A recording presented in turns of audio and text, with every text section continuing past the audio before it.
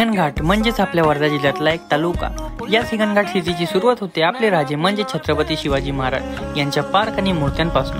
Shivaji park हे सर्वात जास्त प्रसिद्ध असलेले एकमेव पार्क। याच पार्कमध्ये छोट्या मुलांपासून तर मोठे लोक सुद्धा गप्पा आणि निसर्गरम्य वातावरणाचा आनंद घ्यायला येतात। इथे आपल्याला शुद्ध वायू आणि अनेक पक्ष्यांचा आवाज देखील ऐकायला मिळतो। त्याचबरोबर प्रसिद्ध असं देवस्थान आपल्या हिंगणघाटमध्ये म्हणजेच सालंगडी, मोठं आणि लोकांमध्ये आस्था असणारं हे देवस्थान। त्याचबरोबर आपल्या हिंगणघाटमध्ये स्वच्छतेचे सुद्धा खूप पालन केले जातात, जसं की सरकारी कर्मचारी रोड आणि मार्केटची साफसफाई पासून संपूर्ण शहरात स्वच्छतेचे कामे करतात।